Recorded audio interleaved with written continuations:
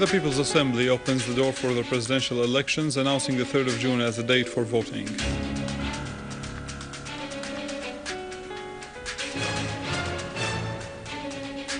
On the day of the resurrection of Jesus Christ, President Assad asserts from Maaloula that no one, how far his terrorism reached, can delete our civilization and history.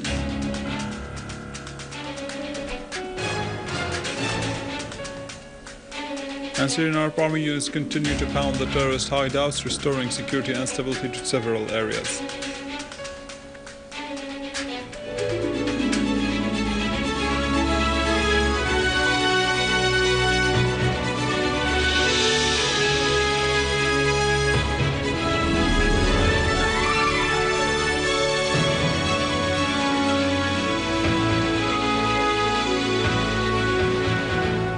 Good afternoon, this is news in English from the Syrian Arab television in Damascus.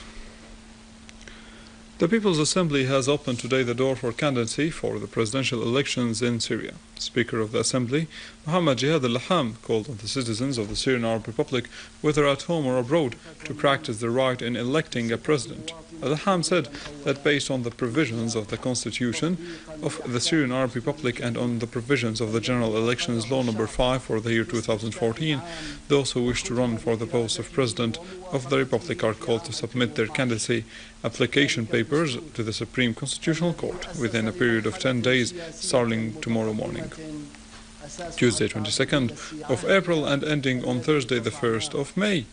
He also set the date for electing President of the Syrian Arab Republic for the citizens who are non-residents in the country in the Syrian embassies on Wednesday, 28th of May 2014, starting from 7 a.m. till 7 p.m. according to local time of the city where the embassy is based. As for the Syrian citizens residing at home, Al-Laham said the presidential election starts on Tuesday, the 3rd of June 2014 at 7 a.m. until 7 o'clock in the evening. On Easter Day, President Bashar al-Assad visits the town of Maaloula in Damascus countryside, wishing a blessed Easter for all the Syrians. President al-Assad toured the monastery of Mar Sarkis and Bachus, being briefed on the damages and destruction caused by the armed terrorist groups on the monument, asserting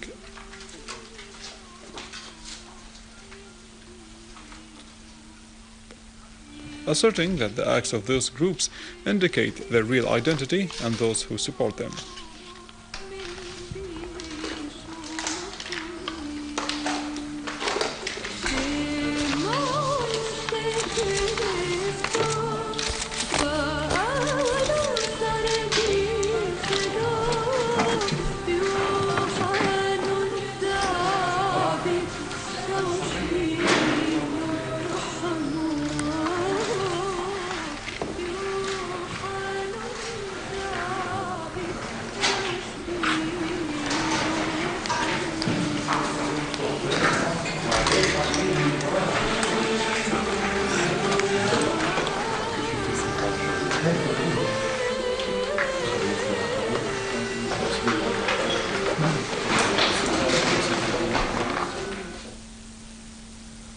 In the hotel of Safir Maaloula, which the terrorist groups had captured for a while, using it as a headquarters for launching their criminal acts, President al-Assad met a group of Syrian Arab Army soldiers and civil defense forces.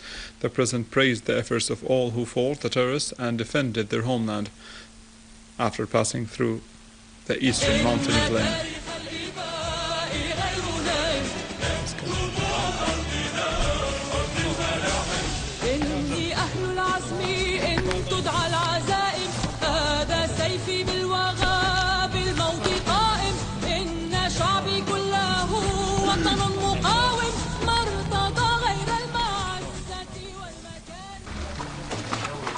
President al-Assad toured Mortar monastery, which was exposed to deliberate sabotage and destruction by the terrorists. President al-Assad underlined that Maaloula will remain, along with other Syrian landmarks, steadfast in the face of barbarism and obstructionism of anyone who targets the country, and will remain an evidence of the Syrian civilization.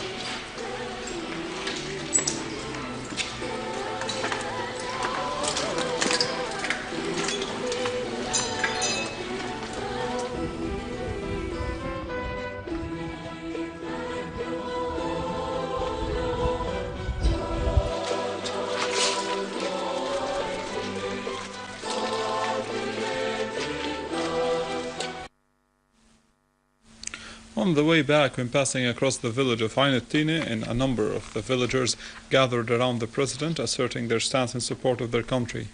The president addressed the National Defense Forces in the village, praising their fight alongside the Syrian Arab Army to defend their village and surrounding area.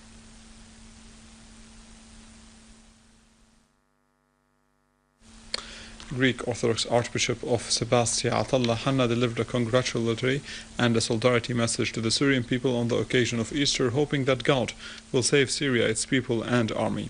Archbishop Hanna said that the president of Syria, Bashar al-Assad's visit to Maaloula in Damascus countryside, inspecting the damage caused to its monasteries and by armed terrorist groups, indicate that he is not only Syria's president but also a father of all Syrians, Christians and Muslims.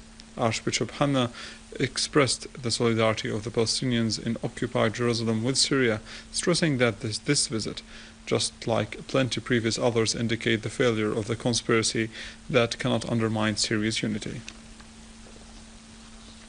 Masses were held yesterday in Maaloula city to thank God after the Syrian Arab Army had eliminated the terrorists who have wreaked havoc in the city's churches and mosques, and asked for peace for Syria.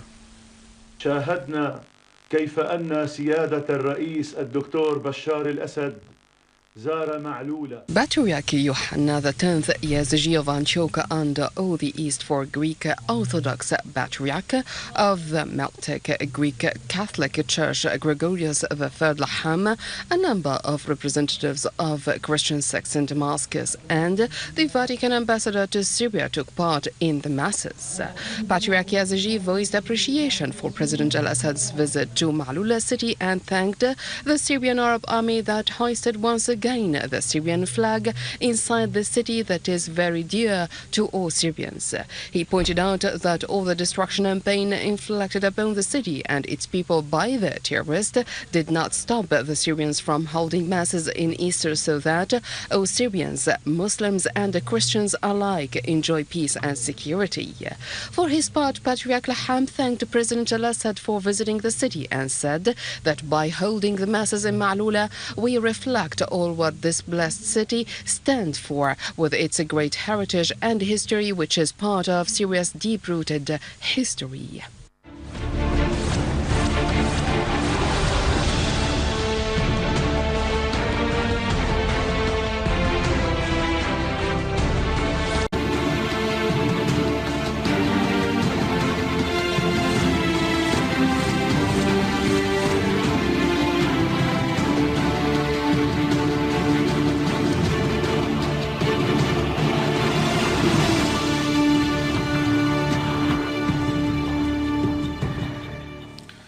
Three civilians were killed and other 36 were wounded by 3 mortar shells fired by terrorists, hitting the vicinity of Dar es Salaam School and Salihiyya neighborhood. A source in Damascus police command said that 2 civilians were killed and other 36 injured, in addition to material damages as a result of the terrorist attack in that area.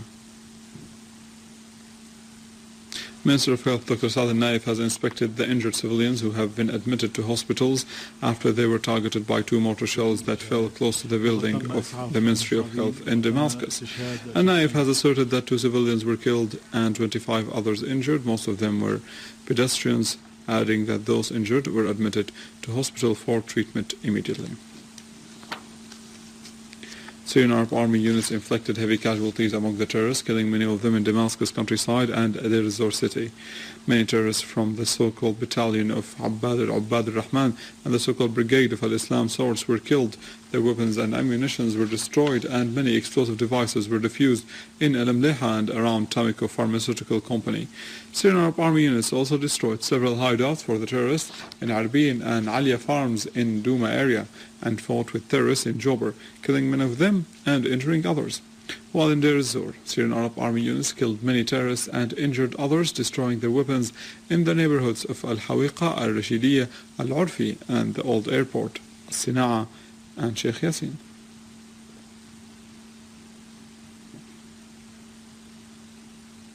Syrian Arab Army units eliminated a number of terrorists, some of whom were leaders of armed terrorist groups and many were non-Syrians.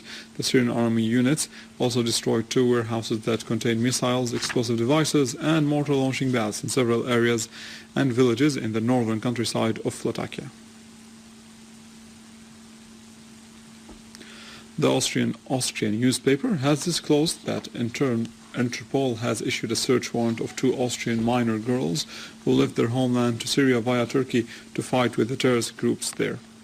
A source in the Interpol said that the international organization, together with the families of the 2 girls, were trying to find traces of the 2 girls who left Vienna a week ago, leaving behind messages and footage uploaded to social websites expressing wish to go to Syria.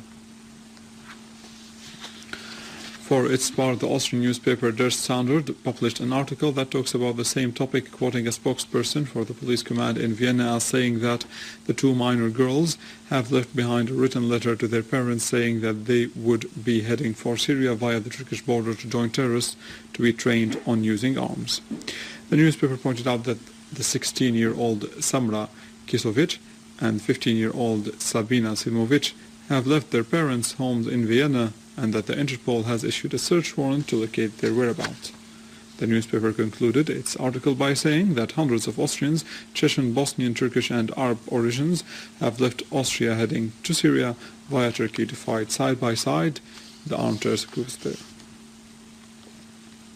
The countries that support terrorism in Syria continue to provide all forms of assistance and funding to those terrorists in its desperate attempt to reverse their defeat at the hands of the Syrian Arab Army.